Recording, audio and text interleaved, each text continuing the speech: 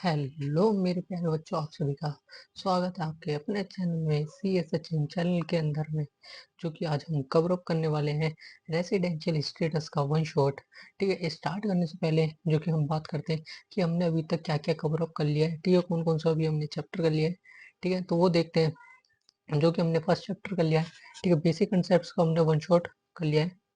Basic concept का one shot हमने cover up कर लिया। ठीक है, ये हो चुका हमारा बेसिक कंसेप्ट का। और एग्रीकल्चरल इनकम का भी हमने वन शॉट कर लिया है। ठीक है, अदर सोर्सेस का भी हमारा हो चुका है। ठीक है, इसके बाद था हमारा deductions from gross total income. Deduction from gross total income, ये भी हमने कवर अप कर लिया है। ठीक है, और हमारा एग्रीकल्चर इनकम हो चुका है। ठीक है, कंप्यूट करना टैक्स लायबिलिटी को हम कैसे कंप्यूट करते हैं वो भी हमारा कंप्लीट हो गया। Compute of tax liability,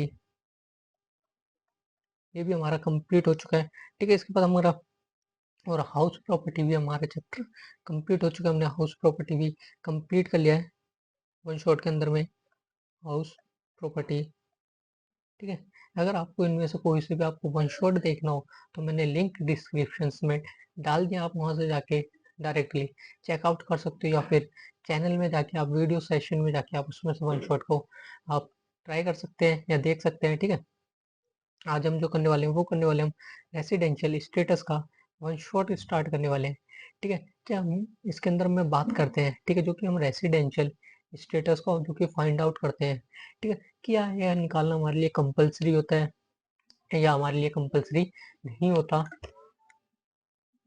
first में जो कि हम बात करते हैं कि हमारे लिए रेसिडेंशियल स्टेटस निकालना क्या कंपलसरी होता है।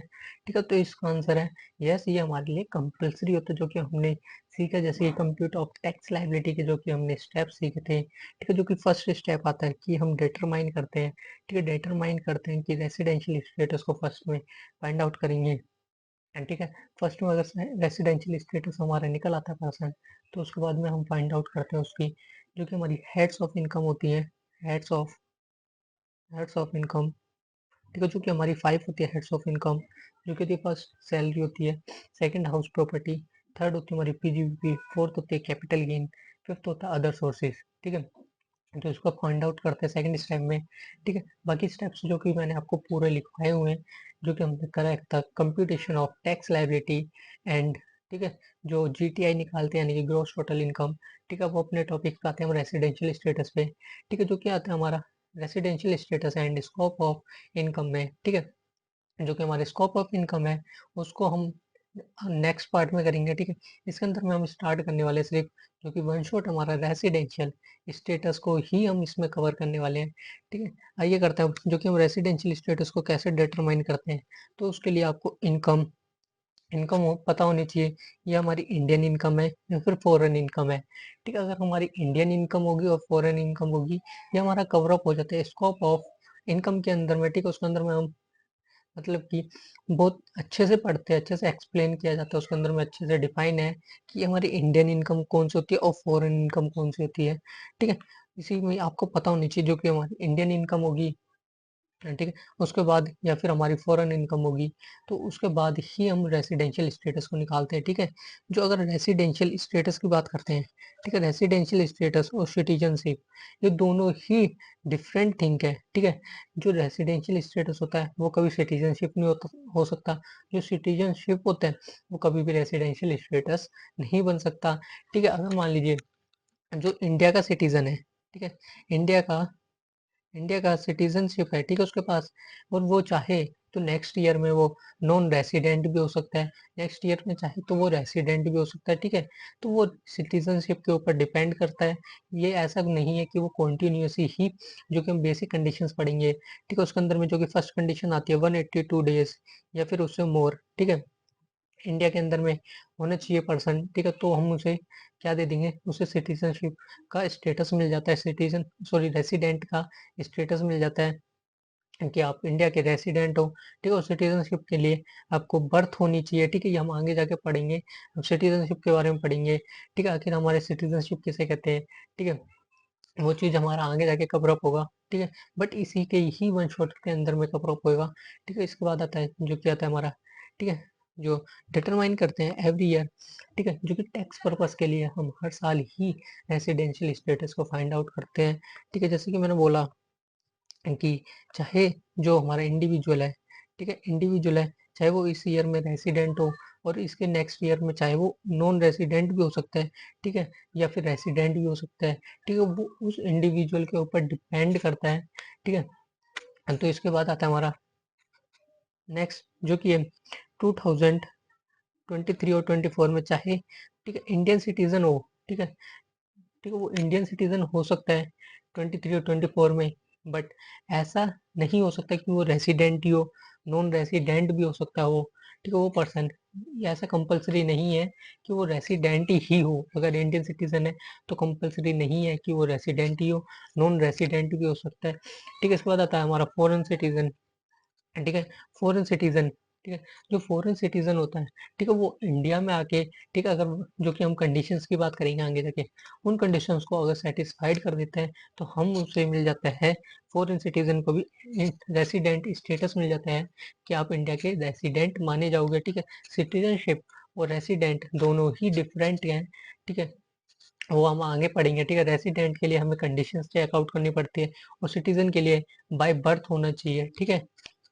और इसके बाद जो कि बात करते हैं कि हम रेसिडेंशियल स्टेटस किन किन पर्सन का हम जो चेकआउट करते हैं, ठीक है? फर्स्ट करते हैं इंडिविजुअल, सेकंड है हमारा HUF, third is company, fourth is firm, fifth is local authority यानी कि एजेपी यानी कि आर्टिफिशियल जुडिशियल पर्सन, ठीक है? और फर्म के अंदर हमारा इंक्लूडिंग होता है, फर्म के अंदर हमारा इंक्लूडिंग होता है एलएलपी, फर्म के अंदर इंक्लूडिंग होता है एलएलपी, ठीक है? जो कि हमारे इसमें जो कि इम्पोर्टेंट है रेसिडेंशियल स्टेटस को फाइंड आउट करना, वो है हमारे लिए इंडिविजुअल में निकालना, ये हमारे लिए इम्पोर्टेंट है, ठीक है? और एग्जाम्स के अंदर भी इसके अंदर क्वेश्चंस पूछे जाते हैं। इसके बाद बात करते हैं, ठीक है, रेसिडेंशियल स्टेटस ऑफ इंडिविजुअल का हम कैसे फाइंड आउट करते हैं, तो उसके लिए हमारी कुछ कंडीशंस होती है, ठीक है? रेसिडेंट, रेसिडेंट, ठीक है? ऑर्डिनरी रेसिडेंट हो सकता है, नॉट ऑर्डिनरी रेसिडेंट हो सकता है या फिर नॉन रेसिडेंट हो सकता है, ठीक है? और इसको कहते हैं जो कि हमारा आता है ऑर्डिनरी रेसिडेंट, वो आता है status number 1, not ordinary resident जो कि आता है हमारे स्टेटस नंबर 2 और नॉन रेसिडेंट स्टेटस नंबर 3 आता है, ठीक है? अब आगे बढ़ते हैं, जो कि आता है हमारा रेसिडेंशियल स्टेटस ऑफ इंडिविजुअल को जो कोई फाइंड आउट करते हैं, वो तो हमारा सेक्शन 6 सब सेक्शन नंबर 1 और सेक्शन 6 सब सेक्शन नंबर 6 का क्लॉज है, ठीक है? जो कि बात करता है हमारे इसके अंदर से आएंगे हमारी सारी, अगर हमें रेसिडेंशियल स्टेटस फाइंड आउट करना है तो उसके लिए आपको बेसिक कंडीशंस चेकआउट करनी पड़ेगी, ठीक है? ये सारी आती है हमारी बेसिक, ये सारी हमारी बेसिक कंडीशंस, ये सारी हमारी बेसिक कंडीशंस हैं, ठीक है?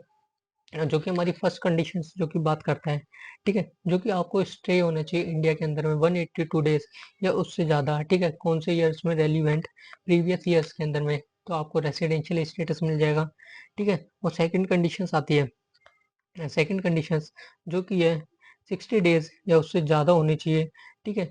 ये फर्स्ट कंडीशन, इसके अंदर में हमारी सेकंड एक और कंडीशंस है, सेकंड कंडीशंस के अंदर में हमारी 2 कंडीशंस हैं, ठीक है?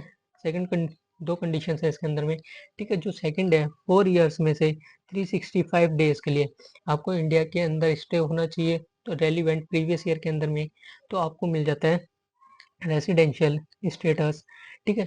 तो ऐसा कंपल्सरी नहीं है बेसिक कंडीशंस में, जैसे कि हमारी 2 कंडीशंस हैं, 2 कंडीशंस में से अगर एक कंडीशंस को भी अगर सेटिस्फाइड कर जाता है, ठीक है? चाहे फर्स्ट ये वाली कंडीशंस या फिर फर्स्ट कंडीशंस को, ठीक है? अगर सेटिस्फाइड कर जाता है फर्स्ट कंडीशन या सेकंड कंडीशंस में से किसी एक कंडीशंस को अगर सेटिस्फाइड कर जाता है तो उनको रेसिडेंट स्टेटस मिल जाता है इंडिविजुअल में, ठीक है? और इसके बाद आता है हमारा एडिशनल कंडीशंस, ठीक है? एडिशनल कंडीशन किसके लिए चेक करते हैं, जो कि चेक करते हैं हमारा ऑर्डिनरी रेसिडेंट है या नॉट ऑर्डिनरी रेसिडेंट है, ठीक है? उसके लिए हम चेक करते हैं एडिशनल कंडीशंस को चेक करते हैं, ठीक है? एडिशनल कंडीशंस में आपको जो 2 कंडीशंस हैं, ठीक है? दोनों कंडीशन जो कि बोथ कंडीशंस को सेटिस्फाइड करना, कंडीशंस को सेटिस्फाइड करना कंपल्सरी है। अगर एक कंडीशंस को भी अगर सेटिस्फाइड करता है तो हम कह देंगे वो हमारा ऑर्डिनली नॉट ऑर्डिनली रेसिडेंट माना जाएगा, ठीक है? और दोनों कंडीशंस को अगर सेटिस्फाइड कर देता है तो क्या कह देंगे हम, ऑर्डिनली रेसिडेंट माना जाएगा। ठीक है, कंडीशंस की बात करते हैं, एडिशनल कंडीशंस की। ठीक है, जो कि फर्स्ट कंडीशन आती है, जो कि ठीक है, जो आती है हमारी 7 प्रीवियस ईयर, यानी कि 7 प्रीवियस ईयर में, ठीक है, आपको इंडिया के अंदर में विजिट मतलब कि स्टे होना चाहिए, और जो कि हमारी ठीक है, वो भी कितने, 7 प्रीवियस ईयर में से 730 डेज या उससे ज़्यादा के लिए। ठीक है, 7 ईयर्स में से, ठीक है, 7 ईयर्स में जो कि प्रीवियस ईयर है उसमें से 730 डेज आपको इंडिया के अंदर स्टे होना चाहिए आपका, तो आपको residential condition, sorry residential status आपको मिल जाता है ऑर्डिनली का। ठीक है, और सेकंड कंडीशंस की बात करते हैं, इसके अंदर भी हमारी दो कंडीशंस आती हैं। ठीक है, in such individual has been non-resident in India in a year out of 10 previous year preceding relevant year में से। ठीक है, relevant previous year जो कि 10 है, ठीक है, 10 प्रीवियस ईयर में से, ठीक है, आपको 9 ईयर्स में, ठीक है, जो 10 ईयर्स में से 9 ईयर्स में, ठीक है, आपको इंडिया के अंदर स्टे होना पड़ेगा, तो आपको रेसिडेंशियल जो कि ऑर्डिनली रेसिडेंट का आपको स्टेटस मिल जाएगा। ठीक है, अगर दोनों में से अगर एक कंडीशंस को भी सेटिस्फाइड करता है तो हम कहेंगे नॉट ऑर्डिनली रेसिडेंट माना जाएगा वो हमारा। ठीक है, दोनों कंडीशंस को ही सेटिस्फाइड करना पड़ेगा, अगर दोनों कंडीशंस को सेटिस्फाइड करेगा तो उसको ऑर्डिनली रेसिडेंट का स्टेटस मिल जाएगा। और उसके आगे बात करते हैं जो कि नोट है। ठीक है, टर्म्स स्टे इन इंडिया, जो कि वाटर जो कि आता है हमारा, ठीक है, टेरिटोरियल वाटर्स, ठीक, टेरिटोरियल वाटर्स की बात करते हैं। ठीक है, टेरिटोरियल वाटर में आता है हमारा, ठीक है, 12 नॉटिकल माइल तक हमारा जो कि है टेरिटोरियल वाटर है। अगर उससे बाहर चले जाते तो हमारी अदर कंट्रीज में आ जाता है। ठीक है, अगर अगर आप शिप पे स्टे करते हो, ठीक है, जो कि आप टेरिटोरियल वाटर में हो, ठीक है, आप उसमें नॉन रेसिडेंट हो, तो उसके अंदर में बात करते हैं जो कि आता है हमारा, अगर बात करते हैं, ठीक है, एक नॉटिकल माइल्स, अगर 1 नॉटिकल माइल्स की बात करते हैं तो 1 नॉटिकल माइल्स, ठीक है, कितना होता है, ठीक है, 1.155 माइल्स कितना होता है, वो होता है, वो होता है हमारा, ठीक है, 852 किलोमीटर्स तक का हमारा 1.515 माइल्स होता है हमारा नॉटिकल माइल्स। 1 नॉटिकल माइल्स में होता है 1.1515 माइल्स। ठीक है, और उसके अंदर में होते हैं 852 किलोमीटर्स। ठीक है, इसके बाद हम एग्जाम्पल की बात करते हैं। ठीक है, एग्जाम्पल आता है जो कि हमारा मिस्टर विजय है, ठीक है, विजिट करता है इंडिया में, ठीक है, ड्यूरिंग प्रीवियस ईयर 23 और 24 के अंदर में। ठीक है, जो कि हमारे अराइवल और डिपार्चर की डेट की बात करते हैं। ठीक है, जो कि हमारा अराइवल है इंडिया में वो है 15 अप्रैल। वेट करेंगे 2 मिनट, 2 मिनट वेट।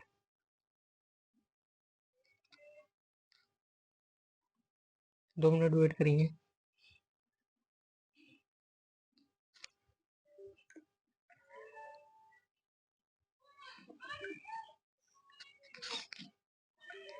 और अभी तक आपने चैनल को लाइक शेयर एंड सब्सक्राइब नहीं करा तो जाएंगे पहले चैनल को लाइक शेयर एंड सब्सक्राइब करेंगे। ठीक है,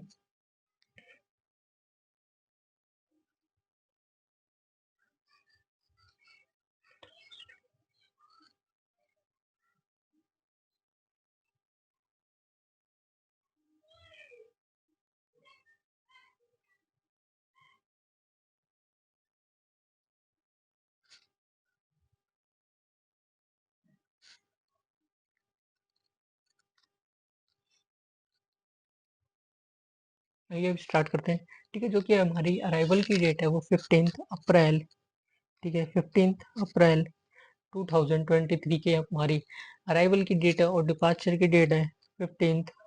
ठीक है, 17/6, यानी कि जो अगर अप्रैल की बात करते हैं, ठीक है, अप्रैल में, ठीक है, 16 डेज है इंडिया में, और उसके बाद अप्रैल के बाद मई में है 31 डेज, और उसके बाद है हमारा 17 डेज, ठीक है, इंडिया के अंदर में है।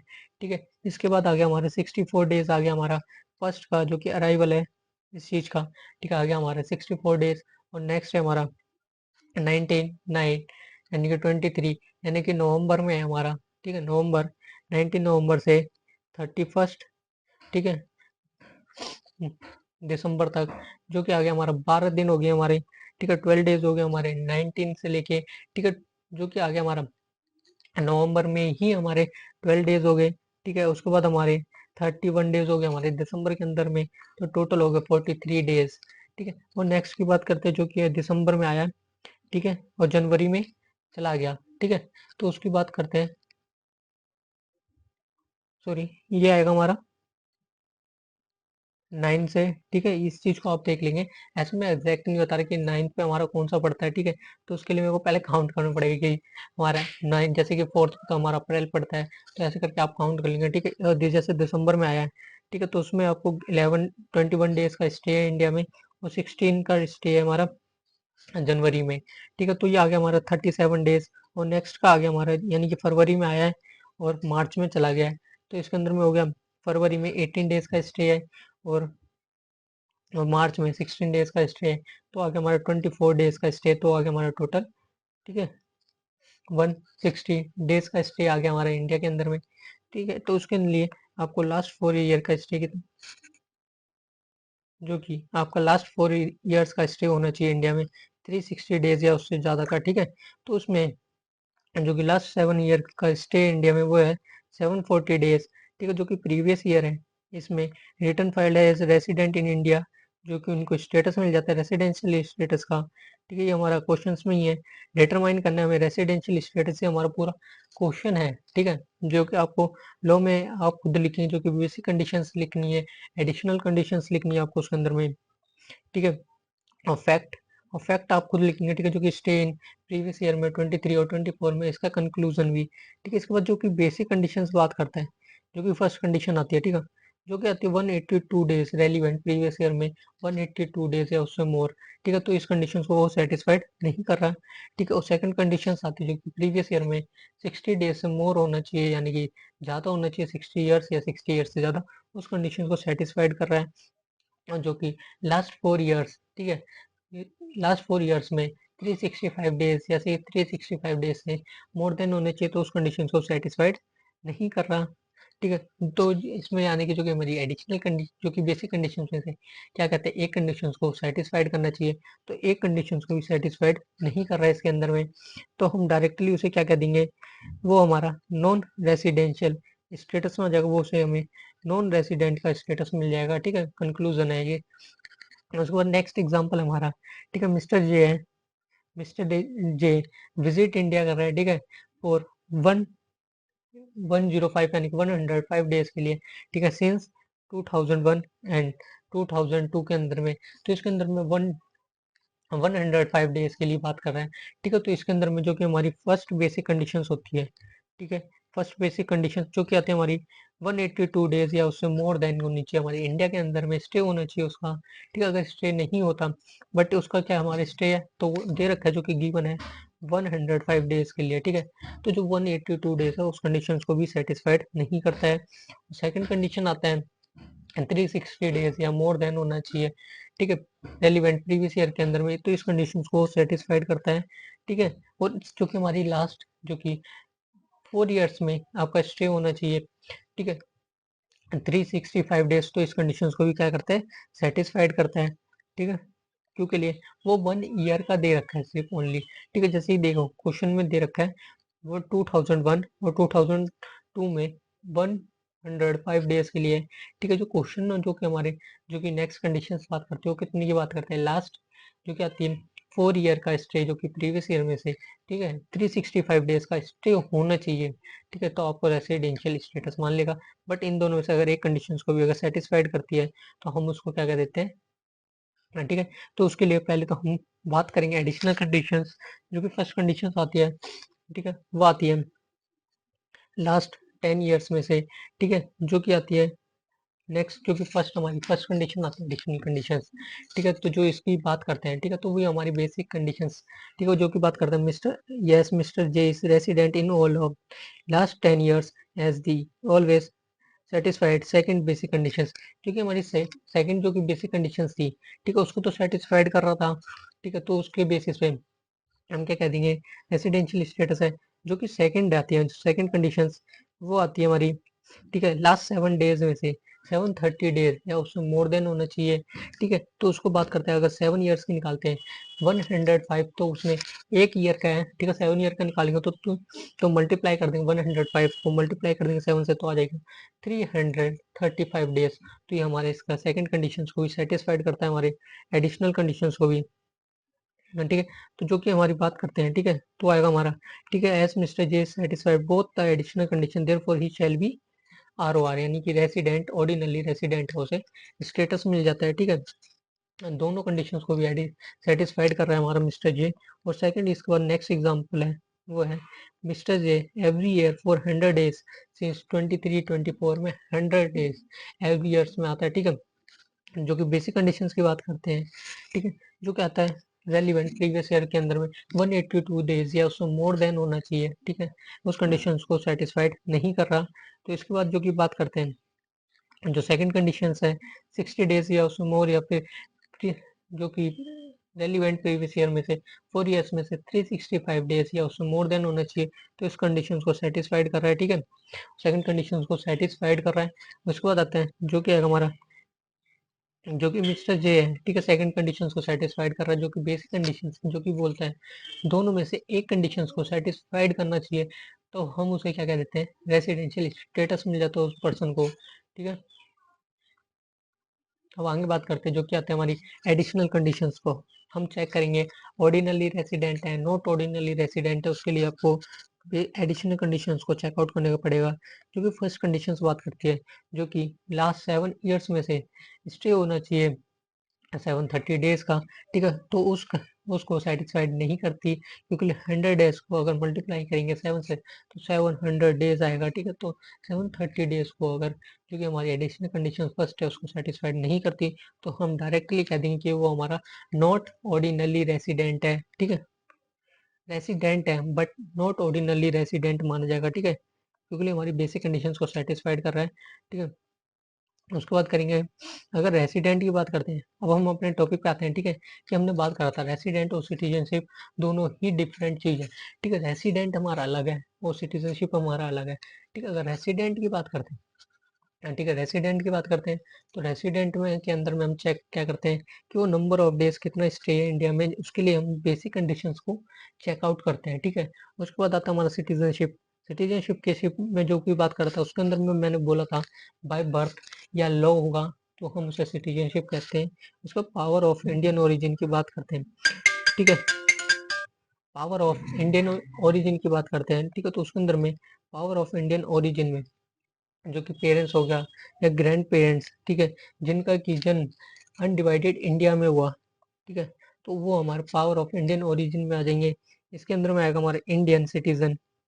इंडियन सिटीजन में आएगा लिव इन इंडिया का केस और विजिट इंडिया का केस, जो कि आएगा Indian citizen and person of Indian origin में, ठीक है। विजिट इंडिया का केस और लिव इंडिया का केस, अगर हम लिव इंडिया का केस की बात करते हैं, ठीक है, जब पर्सन इंडिया को छोड़ के जा रहा होगा, ठीक है, तो उसकी बात करते हैं, ठीक है, किस पर्पस के लिए जा रहा होगा, एम्प्लॉयमेंट के पर्पस के लिए वो आउटसाइड इंडिया जा रहा है एज अ, या फिर क्रू मेंबर है, तो उसके लिए आपको बेसिक कंडीशंस की जो कि फर्स्ट कंडीशंस है उसको सेटिस्फाइड करना कंपलसरी है। और विजिट इंडिया के केस में जो कि total income up to 15 lakh, ठीक है, उसमें से हमारा एक्सक्लूड होगा, एक्सक्लूड हो क्या होगा, फॉरेन सोर्सेज की इनकम एक्सक्लूड होगी, उसके लिए हमें बेसिक कंडीशंस की जो कि फर्स्ट कंडीशंस है उसको सेटिस्फाइड करना कंपलसरी है। उसके बाद आता है हमारा नोट। एक बार नोट को रीड कर लेंगे, ठीक है, जो कि है in case of the citizen और person of the Indian origin having total income other than income from foreign sources excluding 15 lakh rupees, ठीक है, previous year the basic conditions, a condition जो कि first condition applies and instead of the word 60 days, वही चीज लिखी हुई है जो कि ऊपर मैंने आपको बताया था कि, अब बात करते हैं हम डीम्ड रेसिडेंट का, ठीक है। डीम्ड रेसिडेंट के लिए होने के लिए, ठीक है, जो कि बात करता है हमारा क्लॉज नंबर 1 बात करता है, ठीक है। सेक्शन 6 क्लॉज, सेक्शन 6 का सबसेक्शन नंबर 1 ए का क्लॉज नंबर 1 जो कि बात करता है हमारा इंडिविजुअल, ठीक है, कौन होने चाहिए जिसकी इनकम फॉरेन सोर्सेज को हमारी एक्सक्लूड करनी चाहिए, फिर ठीक है 15 लाख को अगर हमारा एक्सक्लूड करता है, ठीक है, एक्सक्लूड कर जाता है, उसमें से हमारा एक्सक्लूड करना है, ठीक है, सॉरी एक्सीड कर जाता है, अगर 15 लाख को अगर एक्सीड कर जाता है, उसमें हमारा एक्सक्लूड होना, सॉरी एक्सक्लूड होनी चाहिए, ठीक है, फॉरेन सोर्सेस की इनकम। तो ये तो उसको हम क्या मान लेंगे, उसको हम मान लेते हैं डीम्ड रेसिडेंट, ठीक है, जो कि हमारा इंडिविजुअल है, ठीक, और इजीली से समझते हैं, जो कि हमारा इंडिविजुअल है वो हमारा सिटीजन ऑफ इंडिया का होना चाहिए और उसकी इनकम एक्सीड करनी चाहिए 15 लाख को। उसमें से हमारा एक्सक्लूडिंग होनी चाहिए इनकम फ्रॉम फॉरेन सोर्सेज की, जो कि 15 लाख में से हमारी एक्सीड होगी, ठीक है। उसके बाद आता है हमारा HUF की बात करते हैं, ठीक है। अभी तो हम पढ़ते हुए आए हैं, हमने क्या चेक करते हुए आए, ordinary resident, not ordinary resident. और HUF के केस में आता है हमारा कंट्रोल एंड मैनेजमेंट आता है, हमारा C&M में आता है, एंड ये कंट्रोल एंड मैनेजमेंट आता है हमारा रेसिडेंशियल स्टेटस। इसके बाद बात करते हैं हमारे HUF के अंदर में, अगर रेसिडेंट इंडिया की बात करते हैं, तो रेसिडेंट होने के लिए आपको होली और पार्टली सिचुएटेड इन इंडिया होना चाहिए, ठीक है, या फिर फुल्ली इंडिया हो, या फिर जो कि पार्टली इंडिया होगा तो उसको क्या मिल जाएगा, रेसिडेंट इन इंडिया का, ठीक है, स्टेटस। उसके बाद आता है हमारा नॉन रेसिडेंट में, यानी कि हमारा आउटसाइड इंडिया होगा, ठीक है, जो कि पूरा ही आउटसाइड इंडिया होगा तो हम उसे क्या कह देंगे, नॉन रेसिडेंट इन इंडिया। उसके बाद आता है हमारा सेक्शन 6 का सब सेक्शन नंबर 2, यानी कि कंट्रोल एंड मैनेजमेंट, ठीक है, जो कि हमारा HUF के अंदर जो कंट्रोल एंड मैनेजमेंट है, अगर जो कि फुल्ली या फिर पार्टली अगर हमारा, ठीक है, सिचुएटेड इन इंडिया होगा तो हम उनसे क्या कह देते हैं, रेसिडेंट, ठीक है, क्या कह देते हैं, रेसिडेंट। या फिर हमारा जो कंट्रोल एंड मैनेजमेंट है जो कि फुल्ली आउटसाइड इंडिया होगा तो हम उसे क्या कह देते हैं, नॉन रेसिडेंट, ठीक है, जो कि कर्ता आता है हमारा। HUF के अंदर में हमारा किसकी बात करते हैं, कर्ता की। कर्ता हमारा ROR हो सकता है, NOR हो सकता है, ठीक है। उसके बाद में जो कि हमारी कंडीशंस आती हैं, HUF की जो कि कंडीशंस आती हैं उसकी बात करते हैं, वो आती है हमारी 10 ईयर्स में से 2 ईयर्स में एटलीस्ट वो स्टे होना चाहिए इंडिया के अंदर में, ठीक है, कौन से में, immediately preceding the relevant previous year के अंदर में। और सेकंड कंडीशंस की बात करता है, ठीक है, सेकंड कंडीशंस में आती है हैज बीन इंडिया, जो कि आती है 7 ईयर्स में से, ठीक है, 730 डेज या उससे ज़्यादा के लिए वो स्टे होना चाहिए इंडिया के अंदर में, ठीक है। इन कंडीशंस आती है हमारी HUF के अंदर में। और नेक्स्ट आती है हमारी, जो कि हम कंपनी की बात करते हैं, रेसिडेंशियल स्टेटस ऑफ कंपनी का, जो कि section number 6 sub section number 3 की बात करता है, ठीक है। तो इसके लिए आपको, ठीक है, जो कि चेक करना है, it is an Indian company की, वो हमारी इंडियन कंपनी होनी चाहिए, ठीक है। इसके बाद आता है हमारा फॉरेन कंपनी, ठीक है, जो कि फॉरेन कंपनी का है, ठीक है, ओनली ऑफ इट्स, जो कि है प्लेस ऑफ इफेक्टिव मैनेजमेंट, जिसको कि हम पोयम भी कहते हैं, ठीक है, पोयम कहते हैं, यानी कि प्लेस ऑफ इफेक्टिव मैनेजमेंट, इसको हम पोयम भी पढ़ते हैं, ठीक है, पोयम, जिसका कि प्लेस ऑफ इफेक्टिव मैनेजमेंट, ठीक है। अगर अगर जो कंपनी है, ठीक है, उसका प्लेस ऑफ इफेक्टिव मैनेजमेंट और कमर्शियल डिसीजन जो कि, ठीक है, मान लिया जाता है, तो उसके अंदर में ये हमारी HUF के अंदर में आता है हमारा पोयम, ठीक है। इसके बाद आता है जो कि हमारा नेक्स्ट बचता है, जो कि हमारा नेक्स्ट आता है AOP हो गया हमारा, ठीक है, residential status of firm, AOP and every other person, ठीक है, जितने भी अब हमारे नेक्स्ट जो कि बच गए थे जितने पर्सन, उसके अंदर में जो कि हम रेसिडेंट इन इंडिया की बात करते हैं, ठीक है, होली फुल्ली या पार्टली अगर सिचुएटेड इन इंडिया तो क्या कहते थे, रेसिडेंट इन इंडिया, ठीक है। और अगर, ठीक है, जो कि फुल्ली आउटसाइड इंडिया होगा तो हम उसे क्या कह देते थे, नॉन रेसिडेंट इन इंडिया। और इसी के साथ में हमारा रेसिडेंशियल स्टेटस का वन शॉट सेशन एंड होता है। अगर आपको इन्फॉर्मेटिव लगी हो तो लाइक शेयर एंड सब्सक्राइब करना ना भूलें, और अपनी अटेंडेंस लगाना ना भूलें। अटेंडेंस लगती है हमारे सेशन में एक प्यारा सा कमेंट एंड लाइक करके, ठीक है। तब तक के लिए take care and bye bye and जय हिंद। हम मिलते हैं नेक्स्ट वीडियो में, ठीक है।